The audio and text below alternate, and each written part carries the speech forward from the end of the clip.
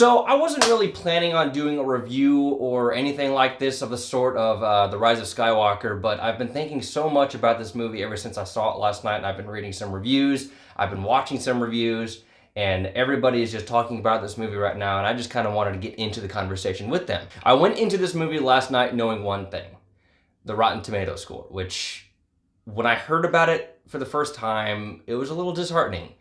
And I'm not the kind of guy that, like, thinks that Rotten Tomatoes is the end-all be-all for all movies. I do not agree with that whatsoever. I have loved movies that have gotten rotten scores on Rotten Tomatoes, and I have really, really disliked movies that have gotten really high ratings on Rotten Tomatoes. So I always try and go into any movie with an open mind, and for the sake of Star Wars, I really tried to stay away from everything. Reactions, reviews, the Rotten Tomato score. I only knew about the Rotten Tomato score because I was so anxious about what it was that my girlfriend knew what it was, and I just said, "Is it 60 or above? Is it fresh?" And she said no, and my heart sank a little bit. But as the more I thought about it, I was like, you know what? I don't care. I'm not gonna make that the end-all be-all for this movie. And guess what? It's not. I thought this movie was fun as hell. I had a blast with this movie. Now, is it perfect? No. It has a lot of pacing issues. I know that's like the thing to say with a lot of amateur film critics like myself to say about a movie, but it does. I think the first 20 to 30 minutes, along with, a majority of the movie, it is really rushed. And a good part of me thinks that it's because J.J. Abrams, when he did The Force Awakens, he had, some sort of, thought process about what was going to happen in Episode 8 and Episode 9. And when Rian Johnson did Episode 8, he obviously didn't go the way that J.J. Abrams was probably thinking of going. And even though I love The Last Jedi, I can definitely see now how that movie not really screwed up plans for Episode 9, but screwed up plans for Episode 9. I still love the movie. I think The Last Jedi is a very fun movie. I don't think it deserves all the hate that it gets. But I can definitely tell now that J.J. Abrams was like, well, shit, Ryan, you kind of screwed up my plans and everything. But that's just the film critic in me, doing that. But as a fan, as a Star Wars fan, I came out of The Rise of Skywalker, like I said, with a big smile on my face. I thought this movie was extremely fun, and it had a lot of good callbacks to the other movies, and I think that it wrapped it up extremely well. Even though the film itself, like I said, is very rushed, and it is convoluted at times, and it doesn't have a set structure. It doesn't have a set Act 1, 2, and 3. It's more of like this giant. It felt like a 2.5-hour third act. Is what it is. And in ways it worked because it is a very fast-paced movie, but then in other ways, I'm like, there were so many moments in The Force Awakens and The Last Jedi where they literally just stopped and took a breather for a couple minutes, whatever. And there are a couple of, moments in The Rise of Skywalker that have that, but definitely not to the extent of the first two films. Like, for example, I don't know, like The Force Awakens, when we first meet Rey, and it's like this, I forget how long it is or whatever, but it's like 5, maybe 10 minutes of her, scavenging on Jakku. And it's just her, and she meets BB-8, and she's just doing her thing, and it's a sequence, it's a character development sequence. And then in The Last Jedi, you have all the scenes with Luke and Rey and him teaching her all about the Force, and it's these moments of quietness, of meditation, and then she goes into the cave, and it's this big scene, but it's like a small scene, you know what I mean? And those scenes are so good, and they're so integral for character development, and they worked so well in the first two movies. And The Rise of Skywalker, it has like snippets, I feel like, of those types of scenes. And part of me thinks that this movie really, really should have been, it's already like, I think the official runtime, I thought it was 2 hours and 35 minutes, but then I checked on Rotten Tomatoes yesterday, and it's like 2 hours and 22 minutes or something like that. But part of me really thinks it's the original cut of this movie was probably like 3 hours and or 3 hours and 15 minutes or whatever like that. And obviously the studio said no, that's too long, or so. I don't know if that's the case or not, but it really does feel like, I don't want to say it feels like a shell of a movie, but more of, it needed to be longer, and it needed to have more of those moments of meditation and quietness like the first two did.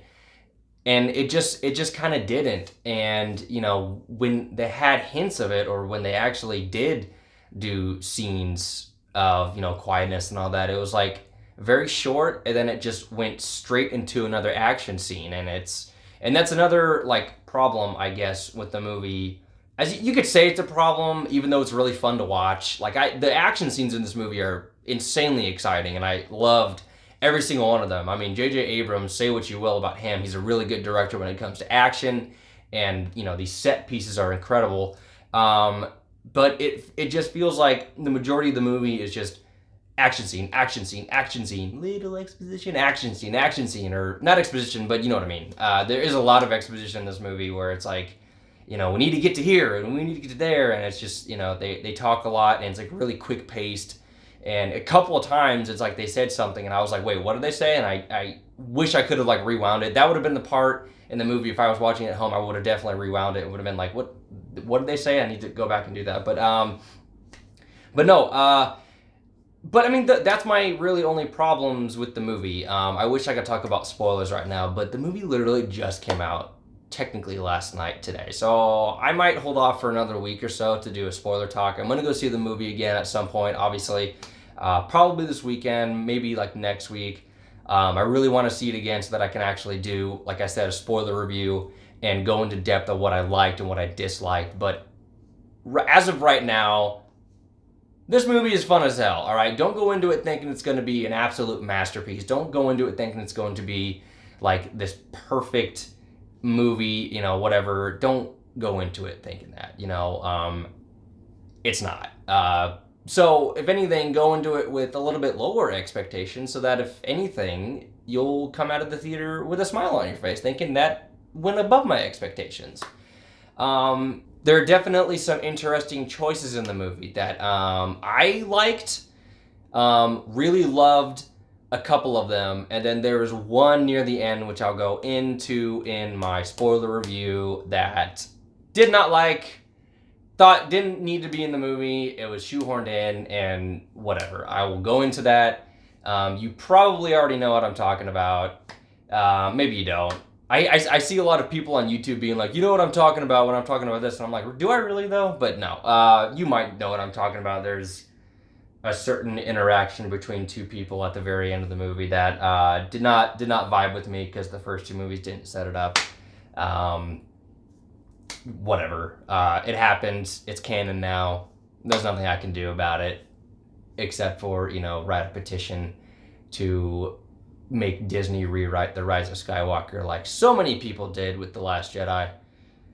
That's a different video. But yeah, like I said, I will definitely do a spoiler talk within the next week or so, but I really wanted to just get my thoughts out about this movie, my initial first-time thoughts of The Rise of Skywalker, the Episode 9, the last of the entire Skywalker saga, and am I satisfied?